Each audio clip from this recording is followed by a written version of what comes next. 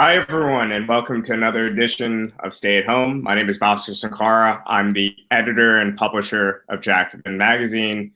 And a few times a week since the start of this lockdown, I've been joined by a left-wing thinker. We've been talking about an idea, then we've been doing a brief Q&A. If you want to participate in that Q&A, you just have to drop your questions in the comments. And please do press like and subscribe. That's our only ask for doing all of these. On Friday, we have a great discussion on the successes and real triumphs of social democracy and also its limits. Why should we want to not just win social democracy, but go beyond social democracy and start asking deeper questions about socializing investment and socializing to use the old language of the left, the means of production.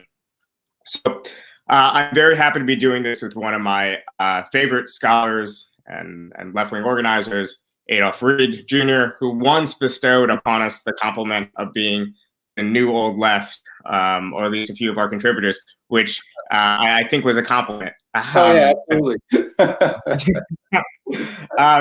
So Adolph was for many years a professor of political science at the University of Pennsylvania. He's the author of many books, including Class Notes, Posing as Politics and Other Thoughts on the American Scene. A book actually that he was generous enough to mail to me after we had an email exchange maybe in 2010, 2011. I was still a college student at the time, so I did not have any money to buy books. And I guess I wasn't savvy enough to figure out how to download Class Notes. So he not only responded to me and engaged with me, but he sent me a copy of his book. And probably the only other left-wing prominent intellectual who's as diligent with responding to emails is Noam Chomsky. So, but Chomsky never sent me a book, you know. But there's lots of other texts that he's written. But I also highly recommend checking out Renewing Black Intellectual History, the Ideological Material Foundations of African American Thought. That's a collection of essays which was co-edited by Kenneth Warren. And more importantly, I warned Adolph ahead of time that I was going to quote this, but he is a prophet of sorts. Yeah, we're socialists, but we don't dabble in blasphemy lightly. So I take that very seriously when I say it. So I'm going to just, before I kick it off and pass it to Adolph with some questions for him, I'm going to quote an article from the Village Voice, which was published at the very beginning of 1996, so maybe written at the end of 1995, somewhere around there, in which he talks about Barack Obama. This is like late 95, early 1996. Here's some lines from it. In Chicago, for instance, we've gotten a foretaste of the new breed of foundation-hatched Black communitarian voices. One of them, a smooth-talking Harvard lawyer with impeccable do-good credentials and vacuous to repressive neoliberal politics. He has won a state Senate seat on a base mainly in the liberal foundation development world. His fundamentally bootstrap line was softened by a patina of the rhetoric of authentic community, talk about meeting in kitchens, small-scale solutions to social problems, and the predictable elevation of process over program. The point where identity politics converges with old-fashioned middle-class reform in favoring form over substance, I suspect that his ilk is the wave of the future in U.S. Black politics. So if you find yourself today disagreeing vehemently with Adolph Reed, you might consider that he's been right in the past and he might be right again in the future. So I guess to start with, I want to start with something a little bit biographical. Can you talk a bit about your political background, your early entry into politics? So I do know a little bit about your background, that you have at least a deep red family background. At least your father was a communist, and I know you're not one to self-promote or talk about much about your early days of student activism and so on. But I think what is interesting is that a lot of our talk today and a lot of what we do at Jacobin is to talk about the links that have been broken, the links between the left and labor, the links between the old left, the new left, and the new left, and whatever left we have today. So I figure some of that biography is interesting because you kind of had a foot in the new left, but also you had encounters and experiences with your father and others who came from the previous generation of the left. Yeah, well, I mean, it's nothing special. I mean, well, it's I guess what's a little unusual or atypical is, I mean, like you said, I came from a left household, and my mother was a Catholic worker type, and my father was my father.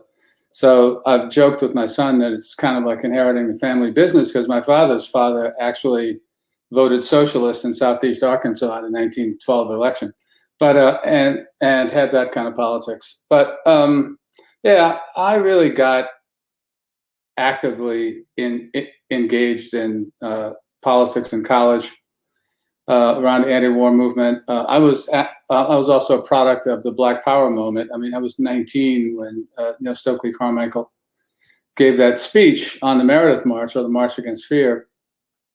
And in fact, Preston Smith and I were just wryly joking a few days ago about how some of the young activists now make us feel what Rustin must have felt when the Black Power people were attacking him as a reactionary. And I said, yeah, I've got a special mea culpa about that, because I was one of those young people who was attacking him, but or was among the throng of them. But so yeah, I did that kind of stuff. I mean, I left college a little early around the cafeteria worker strike. And I wound up going down to Fayetteville, North Carolina, to be part of a group that set up a GI organizing project that was part of the GI anti-war coffee house movement then, and did that for a couple of years, and did like community organizing. I mean, there was a group that had organized poor people's organizations around the state, and Fayetteville had a 2,200 dues-paying member group called the Fayetteville Area Poor People's Organization, so I worked with them.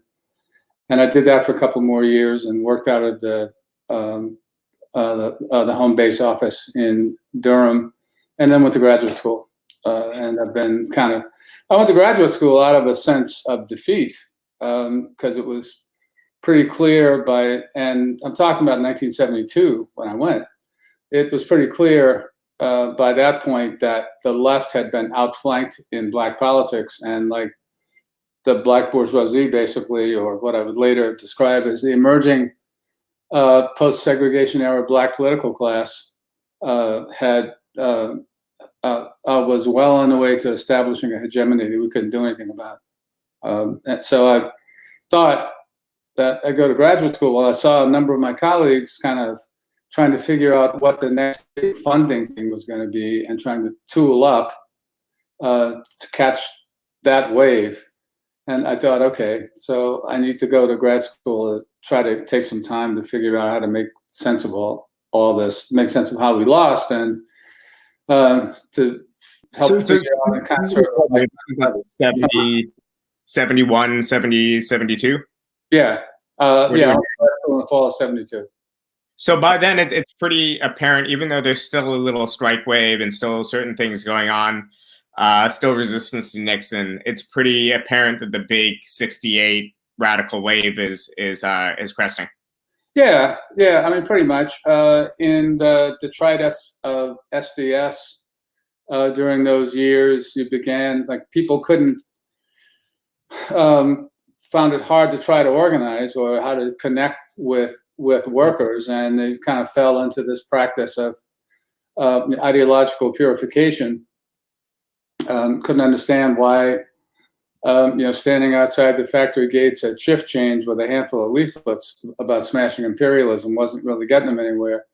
And there was a tendency increasingly to turn inward. I mean, this obviously wasn't everybody, but a tendency to turn inward and to take the mantra that the personal is political in a more literal way than the precursors to now actually meant it.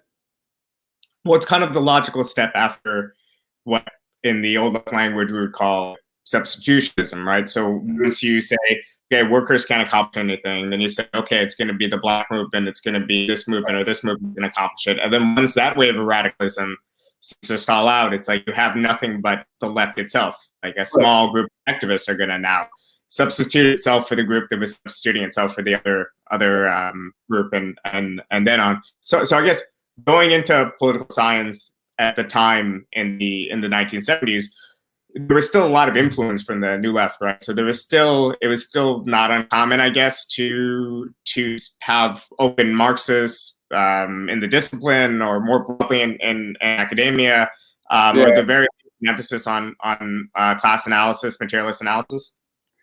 Well, my program was kind of unusual in that sense. I mean, I had initially actually thought when I went to graduate school, I'd go to Simon Fraser in Vancouver, because political science, social, and anthropology were all in one department. And I mean, I found myself engaged, or more engaged with Marxist anthropologists even than with political scientists. But by the time I was ready to go, that program had exploded. The junior faculty had been fired, and they went up into the mountains with the grad students to start a free university in the mountains of British Columbia. So I wasn't really ready for that. But over the 70s into the early 80s, I mean, there's a logical trajectory. It's followed mainly by people who were a little bit ahead of me, but you get radicalized as an undergrad or in grad school. The stuff, and it makes sense that what you do your academic work on is connected to your political interests, right? Your intellectual political interests. And then by the end of the 70s, you begin seeing talk about a rapprochement between, well, I'll back up. Structuralist Marxism swam over here on the back of a New Left Review journal, and kind of caught the attention of a lot of the young grad student and young faculty Marxist types, because what became clear somewhat later is that structuralist Marxism, and it's funny because I've just been reading, rereading Alvin Goldner's the Two Marxisms, which is a great book on this stuff, but that structuralist Marxism sort of held out the promise of being able to make headway toward legitimizing Marxist perspectives and analyses within mainstream disciplines of political science and social. I mean, there was never any hope for econ, because that really belongs in the theology school. So by 1982, I think it was actually, Charles Lindblom presidential address, who was in my colleague, but his APSA presidential address struck the metaphor of the two different ladders, between the Marxists and the, I don't know what they would call them at that point. It was before, I think it was before the new institutionalism got coined. It was before American political development got coined. But the idea was there for a minute that it would be possible for Marxists to pull the center of gravity of these disciplines, again, I mean, not economics, to the left. There were two problems. One is that this was also the moment when extramural politics was drying up, right? I mean, this was when concessions were being rammed down the throats of the labor movement. It was under attack. You're thinking about Patco here, but Eastern, right, and others. The anti-war left was basically gone, and all of that. So the structuralists kind of lost their anchor in extramural politics, and if there's no legitimately challenging force to capital's power outside the university, then structuralism doesn't lead you in any place except despair. And that's why I think some of the best of them just kind of retreated to a genteel alcoholism and coaching their kids' soccer games and gardening. The other problem was that the mainstream disciplines were only going to go so far left, and the liberal tendencies had all the institutional power. So what happens over time is that people who began often enough as Marxists and became structural Marxists because they were hot, for Althusser and Castells and those people, next thing you know, weren't even Marxists anymore because they didn't. Because the big sacrifice, and I guess I should have said this from the outset, the big sacrifice that the structuralist Marxists had to make to have what felt like a legitimate voice within their disciplines was to give up on the idea of class struggle as an epistemic principle, right? And that just leaves you with a structuralism. So anyway. So obviously a lot of this is rooted in the decline of the labor movement as a force, the decline of these projects all around the world. But the rot felt not just among Marxists, but even liberalism itself. And I guess we'll get to this a bit later, but it's striking the fact that so many liberals in the 60s even are fundamentally materialist in some sense. So they see social problems and the diagnosis for social problem being funding, right? And sometimes they're misguided programs like the way the war on poverty was executed or whatnot, but it wasn't consciousness raising or whatever else. Well, it kind of was, though. I mean, because the way that the struggle over what federal poverty fighting strategy was going to look like played out really came down to a cultural explanation versus a political economic one. And the political economic one was largely poo-pooed at the time. I wouldn't say necessarily disparaged as just being not imaginative enough, not being radical enough, ironically, because people like Wirtz, who was labor secretary under Kennedy and Johnson, just kept saying, well, look, poverty is connected to structural unemployment, and there were debates among economists whether structural unemployment even existed, and that what we need is a jobs program combined with real job training, et cetera, et cetera.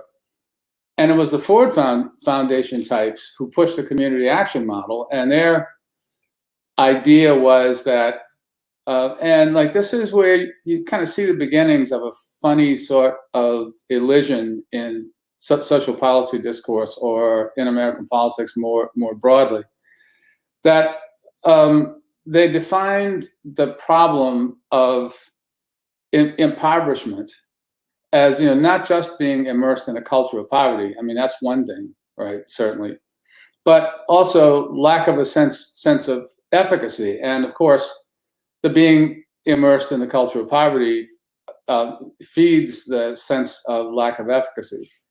And so that by a funny kind of twist, the way to get people out of poverty was to encourage participation. And like this is the beginning of participation as the alternative to redistribution. And in that sense, it's kind of like, I go back and forth between calling it the zygote or the embryo of neoliberalism, but it's, take your pick. Right, but I guess when it comes to the chronology of things, looking back, we could say by the mid-70s that things are utterly defeated, right? That the working class is going to be defeated for a while, but there are still pushes like the Humphrey Hawkins Full Employment Act and attempts to cohere some sort of labor-based formation and trying to reconcile, I guess, and Michael Harrington, the founder of DSA, and others were involved in these projects, try to reconcile these, I don't want to say it in a disparaging way, but these, like what we would consider mostly middle-class movements coming out of the New Politics movement with the labor-based movement. And it seemed like after all the vitriol, after all the fighting of the late 60s and early 70s, by this point, they're realizing that they need to work together to achieve certain ends. And there's this push behind a full employment bill, but it is like too little, too late. And back then, by then the rot is already setting in, and we're seeing kind of a culturalist turn. Does that chronology make sense, or did that really have not even much resonance outside of small quarters of the left that were trying to push these things? No, I don't know. I think it's right. I mean, I'd say a couple things. One of them is that, yeah, I see the light on my face. I can't do anything about it. It's a reflection from a window next door. I guess I can move, but you're good. You're good. Okay. Well, that's kind of right. I mean, the thing is, I mean, the new politics was fundamentally anti-labor, right, or anti-unions and anti-working class, right? People didn't necessarily see it in that way, but the rhetoric coming out of the new left about, you know, old ossified institutions and new forms of individual participation and so forth and so on showed up in the new politics crowds push for party reforms at the end of the 60s and the beginning of the 70s. It's like and Carter was kind of, well, sort of. I mean, I always thought of Carter as like the warm-up act for Reagan, right? And you know, maybe a lot of people aren't aware of this, but Carter actually made his first entry or his first appearance on the national political stage at the '72 convention in Miami, where he was a prominent activist in the Stop McGovern movement. And, you know, from one semi-conspiratorial perspective, his willingness to do that made him more attractive to the Trilateral Commission and the right wing of the party as a presidential candidate in '76, because he definitely ran as the right wing candidate of the party and governed as it. And then when stuff got tight on him, when stagflation took off, he literally appointed the guy who created the recession, right? I mean, Volcker. Right. And the Volcker shock was done with such enthusiasm. Even the Tories in the mid '70s tried to respond to their crisis, you know, through counter-cyclical measures, doing anything to at least that kind of Heath era to avoid, you know, what became the solution under Thatcher and Reagan. But Carter just leapt into it. Right. Well, yeah, because that's what he was. That's what he always was. Like when he ran in '76, I mean, he boasted about how many departments he'd eliminated when he was governor of Georgia. It's not like he pulled a bait and switch. But I will say this about Humphrey Hawkins. I mean, Humphrey Hawkins was probably the last gasp of the quasi-social democratic wing of the Democratic Party. And it wasn't that bad as it was pretty good as originally drafted, but of course it was passed in a watered down fashion, not unlike what happened to the Employment Act of 1945, and I think it was passed in 1946 was a toothless version of the Full Employment Act. But yeah, anyway, by the early '80s, all of the social movements outside the academy were in retreat. And at the same time, what was happening inside the academy is that the sort of new post-'60s, disciplines, right, or areas, interest areas, Black studies, women's studies, Latino studies, were becoming institutionalized over the first half of the '80s, depending on where you were. It could be a tell that I think, with the exception of places like San Francisco State, they were institutionalized faster at the fancy places than at the less fancy places. But they became institutionalized, and they were institutionalized in a funny way, in a way that encouraged them, and I mean the disciplines, really, I mean not just the individuals, to make claims that were simultaneously intellectual and political, or academic and institutional and political. So when people start talking, like in the mid to late '80s about a special Black epistemology or or on the women's ways of knowing, that kind of stuff. I mean, these are more, at the same time, more or less genuine or honest expressions of a view of how the world works. I think a view of how the world works that's wrong fundamentally, but that's another matter. But they were that, as well as materially productive claim, or potentially productive claims about the status of the fields, right? And I mean, I'll say this: like I guess I should say it in duck, at least in a metaphorical way. But the notion, what was understood as black feminism, is a product of that moment of institutionalization. And I mean, I recall like it was yesterday. I was teaching, right?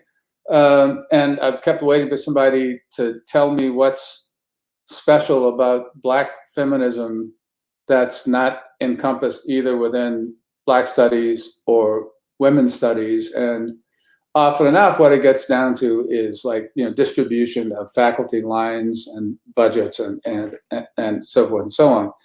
And I'm not saying that to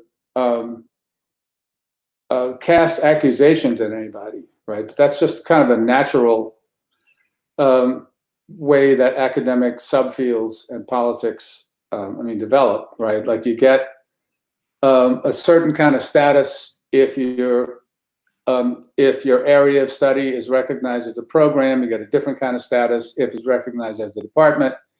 And it was so easy, especially given the history of those fields, right? I mean, their history as coming into the university from struggles that had been largely based outside the university.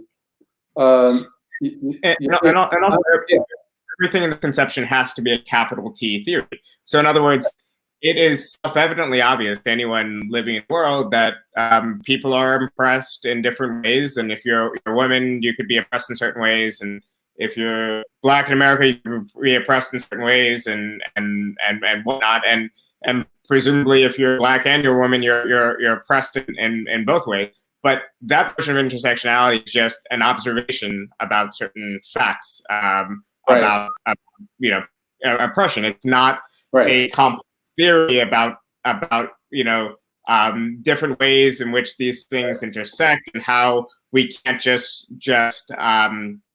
be thinking about these siloed, or even just kind of, it's taken for granted, I think, on the left, that we cannot tackle one thing without tackling everything. And I there's that tendency towards carving out that space that is rooted in the fact that a lot of these ideas have been forged in academia as opposed to being forged in struggles. So when we think about the early workers movement, we're thinking about thinkers who are engaged in the process of building mass parties or engaged in the process of trade union struggles. And this is where theory is intersecting with reality, and they're constructing political programs and not just abstract ideas. And that's one reason why those things are more digestible and easier to communicate to people than theories that are crafted in academia.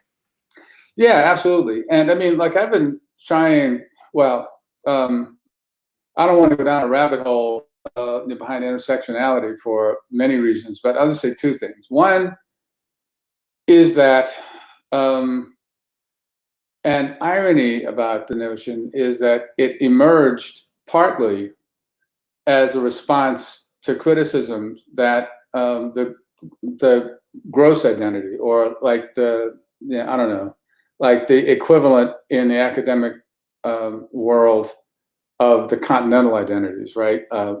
Race, gender, that they didn't cover everything, right? And that it was inadequate to posit something called a unitary singular black interest or perspective, or a unitary singular women's interest or perspective.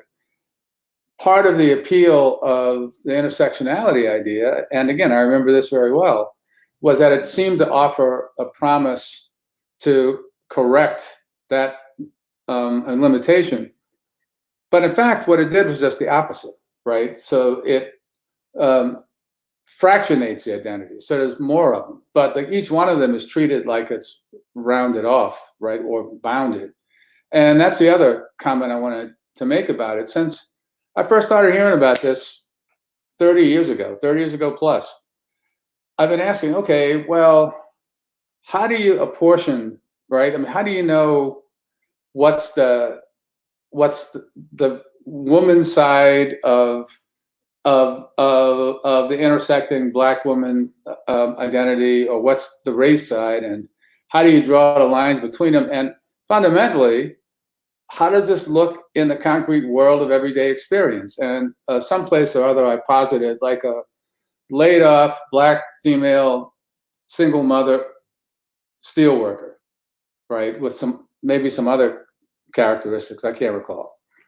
Which of those identities is the real one? And when I first read Patricia Hill Collins, who I've read before, I read Kimberly Crenshaw, like I thought, well, okay, but because she opens with what you see as a function of where you stand, right? Which, you know, was already not newsworthy with Mannheim, and maybe not even newsworthy with Marx, but Marx sure as hell was aware of it.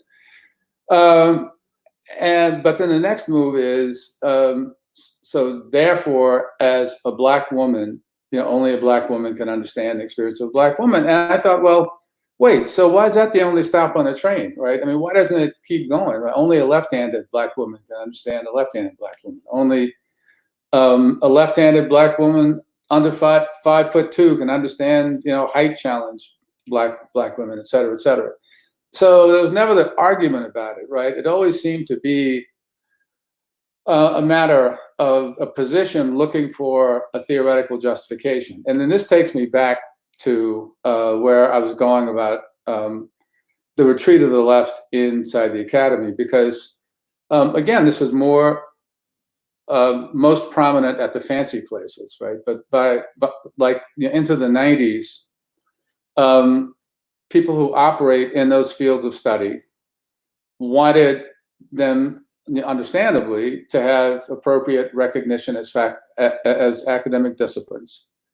And then the next thing you know, so what do you want to do if you got an academic discipline? Well, we saw what happened with cultural studies when it was imported from the UK.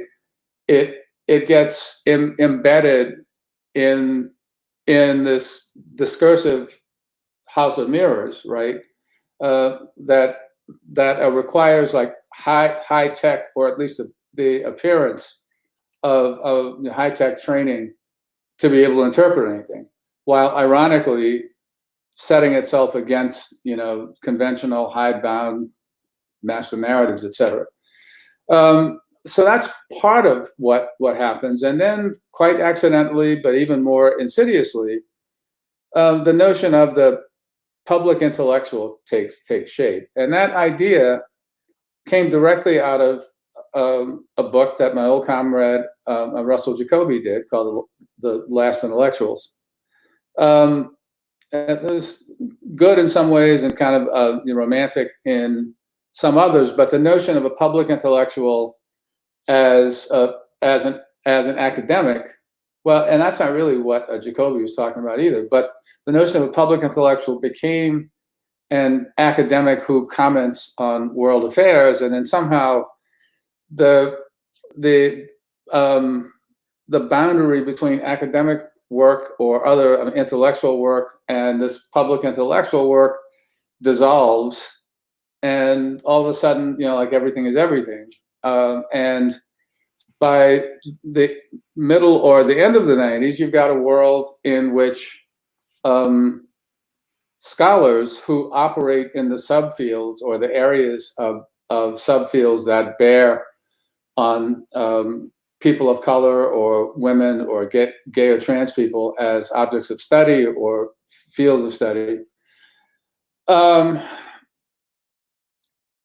somehow along the way, the mission of the scholar becomes less doing work that's more narrowly gauged and directed toward a community of like-minded scholars. And I mean, like-minded in the sense of people who specialize in the same areas, and becomes more a matter of doing something that looks from one angle more like public education, but it also feels like a public hectoring. And then there's this tendency to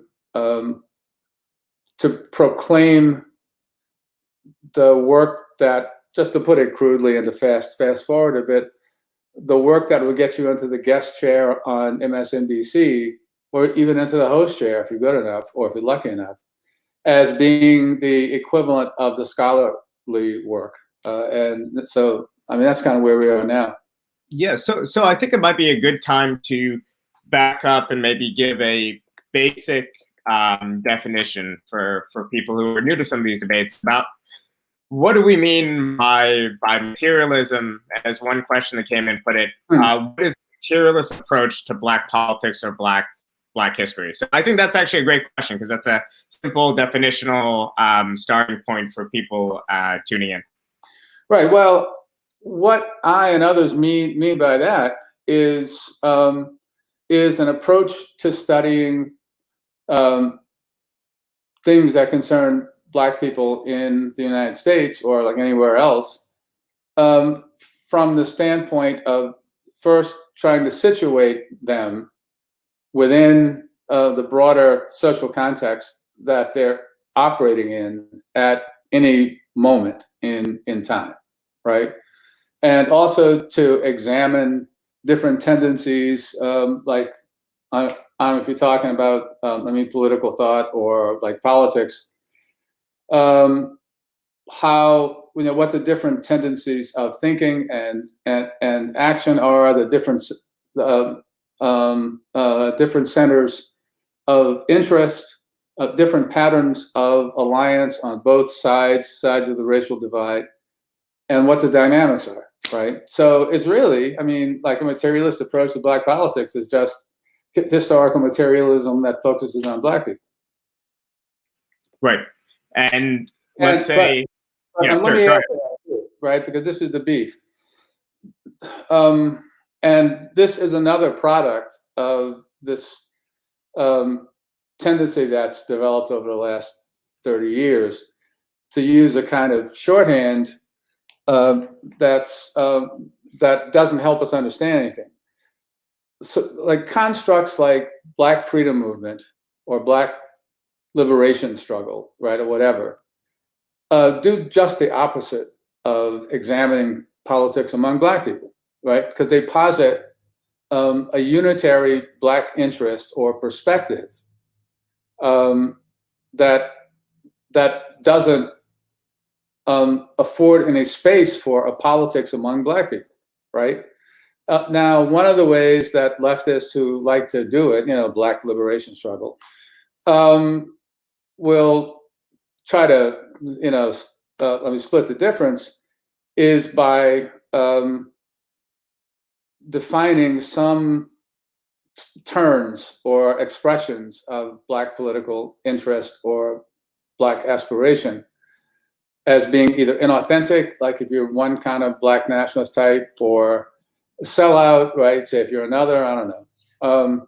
But the fact is that Black American political life, as my friend and colleague Cedric Johnson has me described it, has always been various, contentious. It's been historically specific, and has never been, except in the minds of people who impose Procrustean secondary reconstructions on it, right? Reducible to 1, 2, 3, or even 4 tendencies. And as both Cedric and the late Judith Stein pointed out, in the ways that we generally think about what counts as Black politics, right?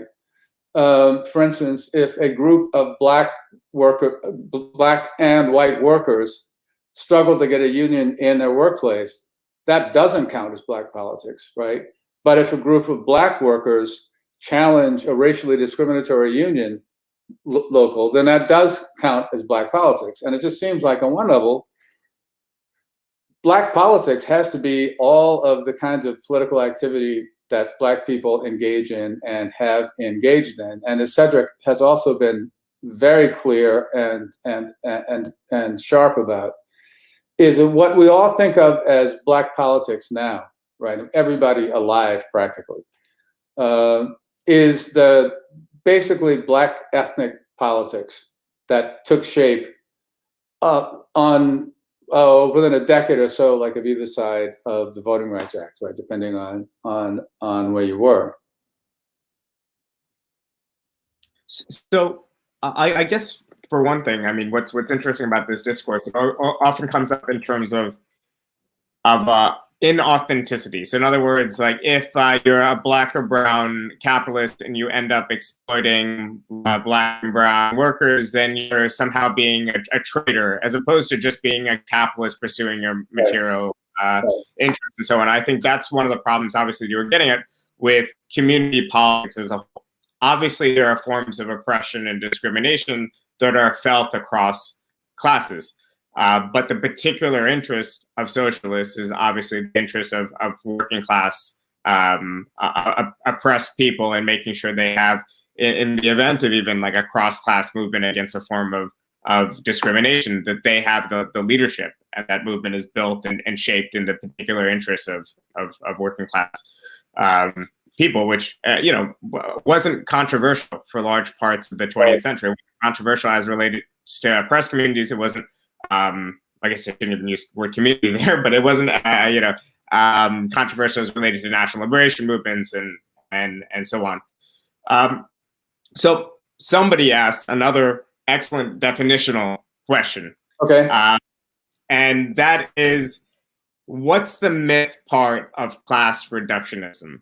So I guess that's the title of this talk and the title of your New Republic article. So not to put words in your mouth, but obviously you could find anyone who would advocate anything. So I'm sure there are some people who have views that you could adequately say are class reductionist. But I guess what you're saying is that there's no dominant strand out there. There's no big man on the contemporary left, especially contemporary left in the U.S.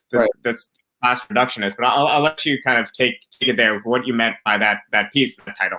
Well, on what you just said, I mean, even the old left now, right, are people who came out of the new left, right? I'm 73 years old, right? I was 19 in 1966, right? Everybody sentient at this point, just about, is a product at a minimum of the sensibilities, right, around race and gender and sexual orientation, though ironically, that only tended to proliferate later, that came out of the new left, right? There's nobody except, hands full of sectarians or cranks, someplace, who argue that there's no such thing as racism, or that race and gender are epiphenomenal to building the working class movement, right? Blah blah blah. But I noticed, and like this is like the pygmy elephant in the room, but that brouhaha that led to my and Merlin's pulling, and Merlin Chalconyan and I pulling out from the DSA, or the Philly DSA, Lower Manhattan DSA sponsored program. Wow, was that last week? I guess it was. But what the objection that the Afro Socialist and Bipolar Caucus, or whatever they are, wrote was full of charges that I don't acknowledge the existence of racism, and I'm a class reductionist, and I just think that's foolish on its face. And the charge has now come to mean anybody who says you need to pay attention to political economy. And thank God for that strain of the movement that Jeff Bezos is never going to say they need to pay attention to the political economy, and Jamie Dimon's never going to say that they need to pay attention to a political economy, and the other corporations that put up the rest of that $500 million is are never going to say that they need to pay attention to political economy. So I guess they found their real niche.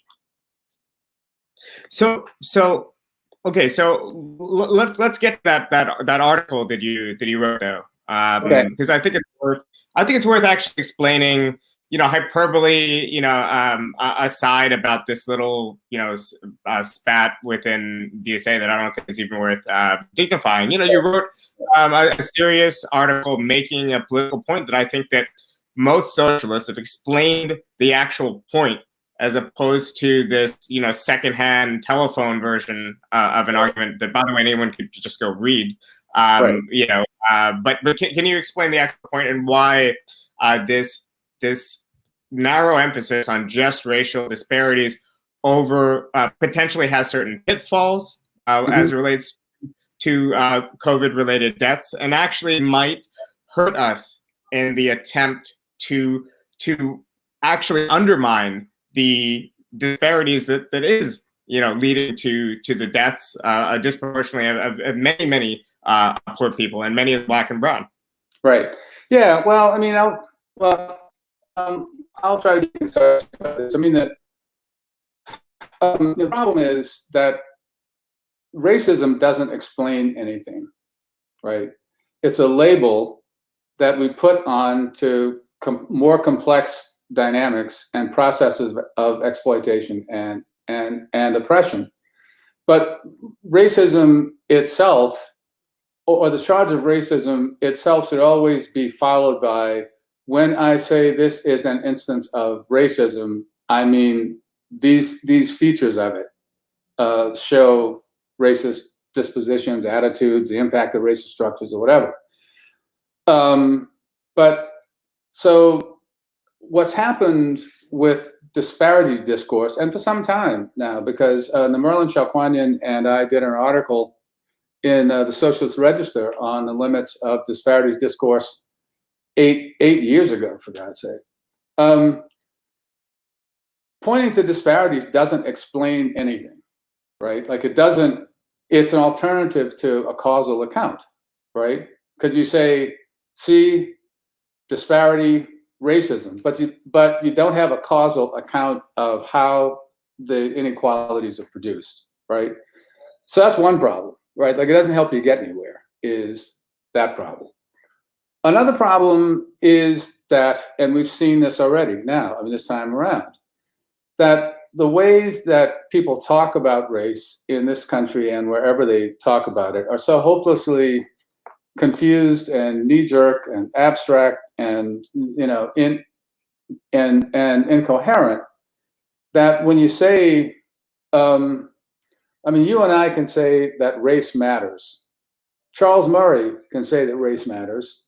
And I assume you and I aren't going to mean the same thing that Charles Murray means, but there are enough Charles Murray types out there, even who don't think of themselves as Charles Murray types, who have already indicated that the persistent and what seem to be large, although as the total cases go up, the disparities can flatten out,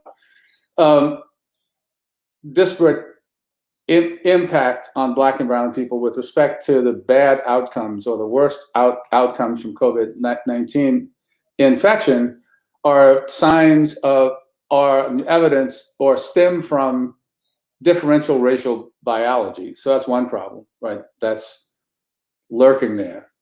But it doesn't have to be a biological metaphor. Yes, I mean, when the biological metaphor is invoked, right, I assume a lot of the rest of us, think about that cattle train that ends up at Auschwitz, right?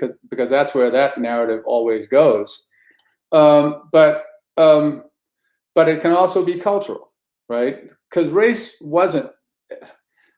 I mean, race was always, well, race can't denote anything that's empirically real, because the concept is an abstraction, like it's not real. I mean, I like the way that my son, the birthday boy, did this in his last piece in Jacobin, where he invoked Christianity. He said, look, Christians believe that Jesus Christ was the Son of God.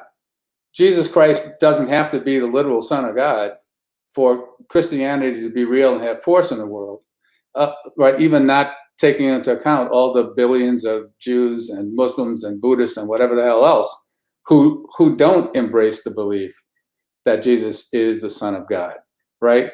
But race exists because of racism, right? As Barbara Fields has argued also.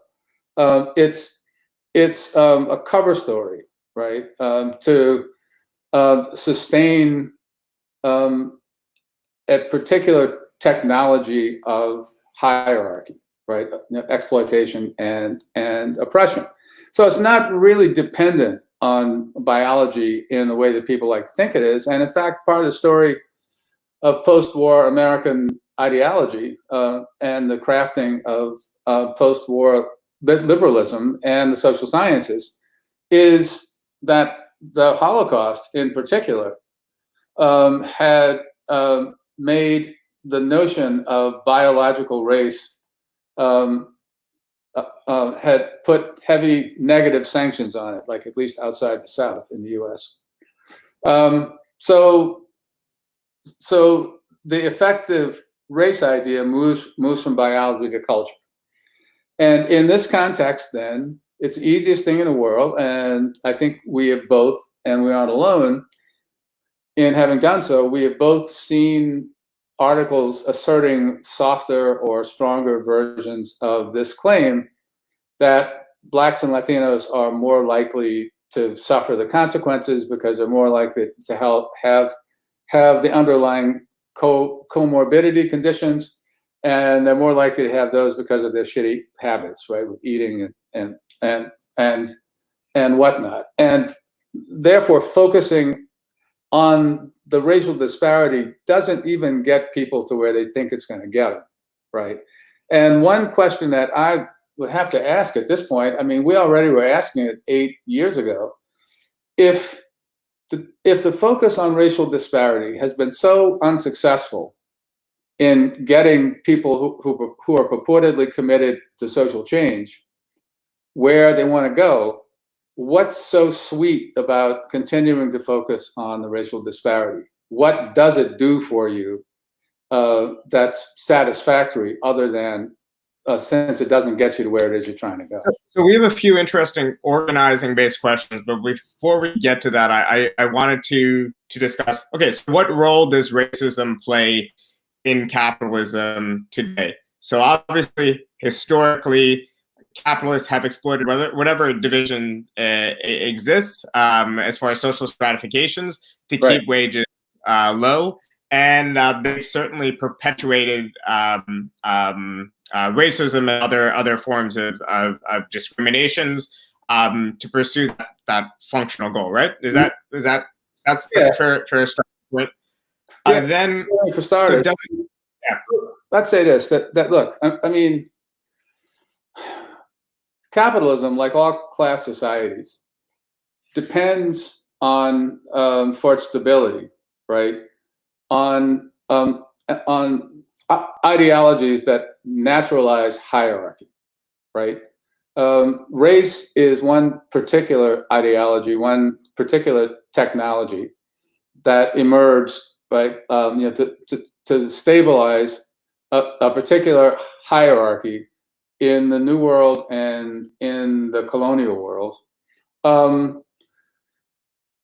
to stabilize it through the means of representing it as natural. But it's not the only one. There have been others. There are going to be more. And I mean, I've been saying for a while now, just to toss out there, it's possible to imagine a reshuffling of the deck of racialization in the US.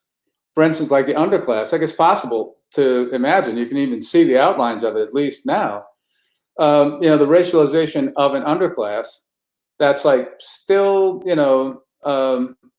has large enough pluralities of black and brown people in it to be plausible to common sense, since that's who we understand the underclass to be, but doesn't have to be restricted to black and brown people at all. And in some ways, that could work even better, because one of the consequences of the victories of the social movements of the 60s is that conventional understandings of race and gender don't do the same kind of naturalizing work that they used to do, right? Right. So liberals today believe, truly believe in equality and opportunity. They aren't racist.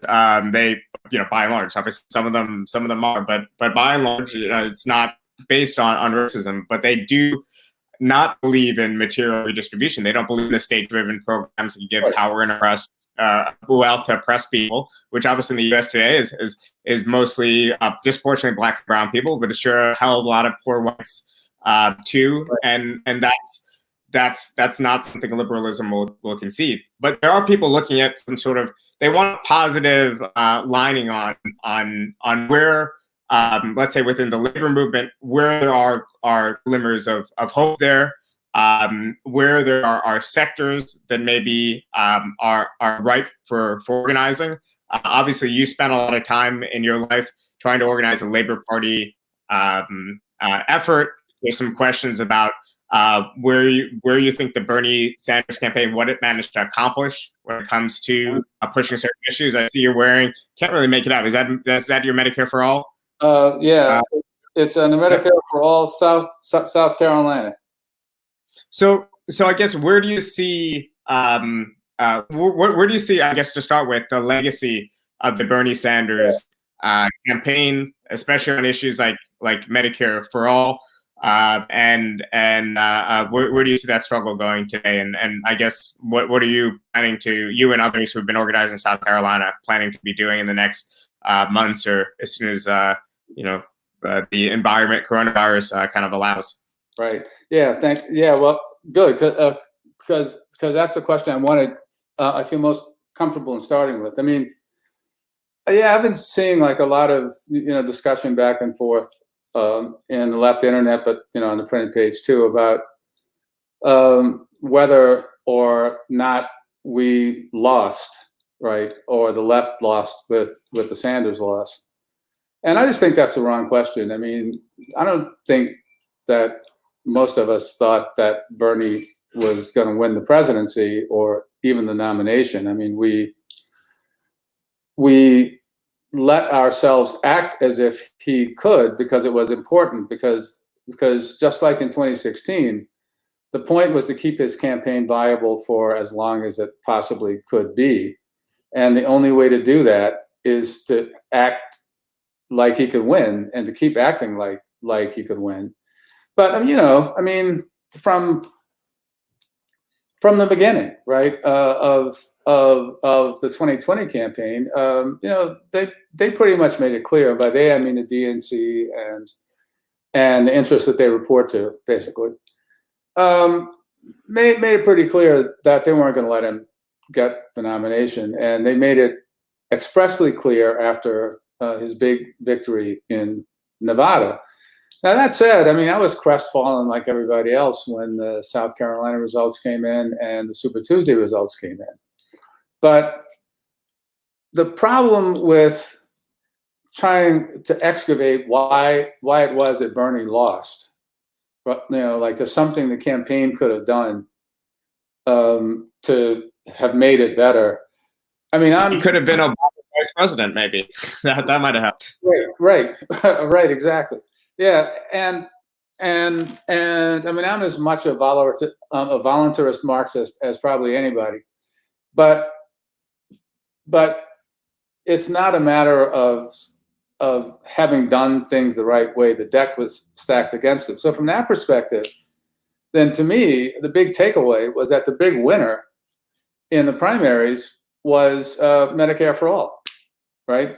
Because it won in states where Bernie did poorly. It won in states where Bernie did well. And we know from our own experience in South Carolina, I mean, there was a lot of positive reception to it on the ground, and among largely Black South Carolinians, toward whom we did the outreach. Pardon me, and that's something to build on, right? Now we've had the double whammy of COVID, obviously, and the last couple of weeks, right? And in my more pessimistic moments, I think that we may have squandered that initiative that we had, after the primaries.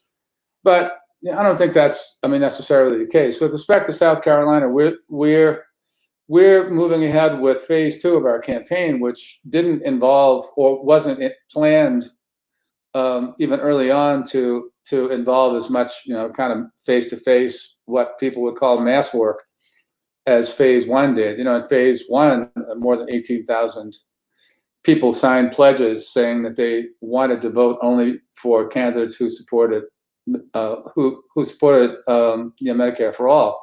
Since in phase 2, we're focusing more like on institutions and organizations and stuff, and stuff we can do more easily online. But more broadly, I think the challenge is going to be, because as a lot of people have said, the coronavirus crisis should only underscore the rightness of the Medicare for all. And I've been saying lately, like, I can't remember the last time I heard Joe Biden bragging about how much people love their employer-provided health insurance now that they don't have any. But we'll see. And also, I think people underestimate how weak Sanders' starting position was in 2015 onward. This wasn't a national figure. It's hard to remember back. My hope, and I and Joe Schwartz and a lot of other people in DSA were drafting those draft Bernie documents in 2015. My personal hope, which I let slip on a few email threads at the time on listservs, was that I wanted Bernie to finish second. I wanted him to beat O'Malley. I thought that would be a great mark. If he beat O'Malley and he put democratic socialism on the map, that would be a great. And obviously, we got to be greedy, right? We saw, I think, a shortcut. We thought that we're going to be in this slog for decades to come to rebuild some sort of working class politics in America. And we saw a shortcut to do in 5 years, maybe 25 years of work. And it's a shame because it was, we got that close. But, I'm used to. The worst thing that might have happened if you'd won. Okay. Right. Because if you won with and look, you play the hand you have and you try to get the best possible hand. So if he'd won, I'd have been celebrating as much as anybody else, but he would have won somehow, without having a deep, mobilized political base. And that's, well, that makes everything more difficult, right? But it is true that civil society is completely hollowed out, right? So I guess my question is, maybe he would have been able to do a lot without that base, and maybe he would, by just his bully pulpit of the presidency, be able to spark and inspire people to actually re-engage in that sphere, to rebuild the kind of local organizing infrastructure, to join, start unions, and things like that. I guess that was a hope, right, for him from above to spark the shortcut for us to build the institutions from below. Because the way that we have traditionally done things on the left, and the way that worked from the 1860s until the 1980s, of slowly building the class, then having that manifest itself at some point in a electoral victory, then cementing what we've been doing, our class organizing with legislative accomplishments, at least in parliamentary systems or in cases where social democracy has been built and so on, that just seems so distant in the America of today, or especially 2015. Well, yeah, no, it's true.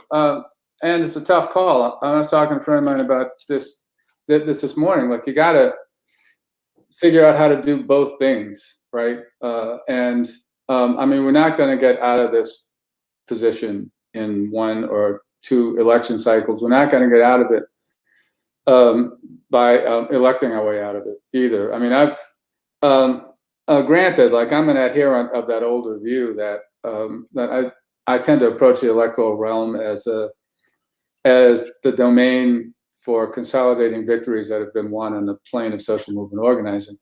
And, you know, the relationship can be more dialectical when you consider, for instance, the significance of the NLRA in 1935.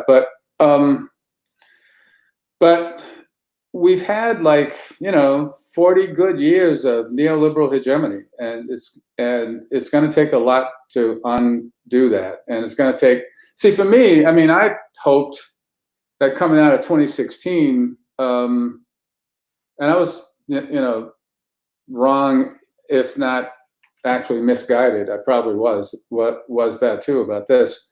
But part of me hoped that Bernie would go back to the Senate in 2016 after the election, because I hoped that there might have been enough in the Labor for Bernie coalition that came together then to be the basis for starting to try to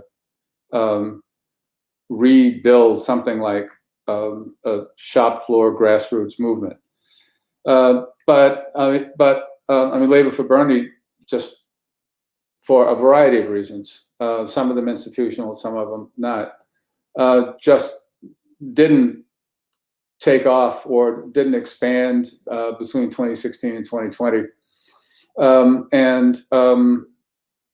So what really did take Sanders running again, like, to kickstart whatever we have come out of 2020 with.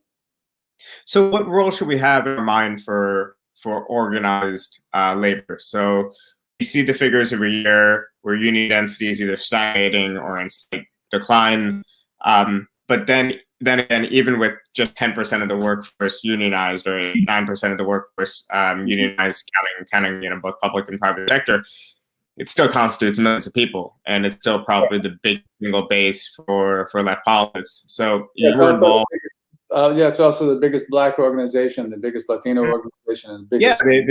Yeah, it's hard to understate what USPS has meant, right, for oppressed group, because there wasn't the same sort of hiring discrimination after, of course, the struggles of the many decades, right, you know, in the public sector, and it's a ticket to income security and out of poverty and whatever else to hundreds of thousands of people now, and, you know, historically millions of people.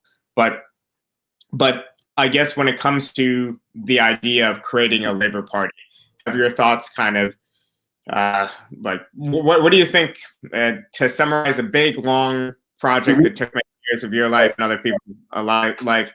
What were the big takeaways from the effort to create a labor party? Should that still be the horizon of what we should be doing now? Yeah, I'll leave it there. That's a big question. You can tackle any part of it, or just. Well, I mean, I think the key thing, you know, from our experience, was that our growth was really dependent on the growth of the labor movement. And around the end of the 90s, beginning of the current century, you know, I mean, I mean, labor started going into decline again. Like, I think we lost one local union affiliate, if we lost any, over the history of the Labor Party, through active, or as a result of active disaffiliation. And by the way, Todd Palin's local had like 130 people on dues check to the Labor Party. But only one at the most. Most of the affiliations that we lost were because of mergers and because of locals going out of business. So, I mean, just as partisans in World War II were most effective, in some ways maybe only effective, when they were operating in concert with the Red Army. I mean, the Labor Party, on our model, was only going to be able to grow as the labor movement was growing, and we came up against the threshold, right? So now we got to add Titoist to our list of people offend now, right? The Tito was doing pretty good without the right arm. I guess he didn't need the arm. Yeah, I take that. That's one exception. Had its day in the sun as well. But I guess now a lot of the emphasis, right, is on groups like the Justice Democrats. They're on electing better Democrats and getting them to commit to Medicare for all and a few things. And I like a lot of the candidates. I like there's Bauman in New York running in the North Bronx. A lot of other great Justice Democrats back candidates. There's AOC and there's others. But obviously that's the mission of getting better people on a certain programmatic basis, so people who actually commit to certain things in office as Democrats, which is a little bit different than so electing pro-labor politicians who are Democrats, a little bit different than the mission of the Labor Party and that historic mission of the U.S. Left. But I guess what you're saying, your experience is, you obviously need that critical mass to make any sort of break, even in a local race, even in a state race, because there's a lot at stake. We might, I myself fell into this trap as a leftist. You see people acting what you think is just, cowardly, because they're a trade union bureaucrat. They don't want to take a risk. They don't want to strike, and they're just content with these death by 1,000 cuts, which the Democrats are doing, because they're too afraid of the potential guillotine of of Republican rule, and they end up in somewhere like the same place. But obviously these are leaders with constituents, with workers who depend on them for their livelihoods. They're politicians that are just trying to maybe preserve something small like the post office, and maybe that's why they feel like they can't go and take the bigger step to start advocate the real expansion of the welfare state that we need. I guess again, I'm asking a possible question, but I'm wondering how your thinking has evolved as far as that dilemma. Yeah, well, it's like another instance of what the Maoists used to call walking on two legs, right? You could do two things at the same time. And one of the messages that we tried to take to the trade union leadership was, I can't remember now whether it's a 3% or the 5%, solution, that we just take 5% of your political money, right, the discretionary political money, and put it into funding an alternative, right? It's right, but the Democrats, right? This worthless Democrat won't miss the 5%, right? Or the slate of worthless Democrats that you're going to endorse, or even worse, the Republicans aren't going to miss the 5%. So why not put it into like an experimental fund? And there's just kind of thinking that needs to change, and it's mainly, or in many cases, it's going to have to come from within. It's going to have to come up, through the union structures.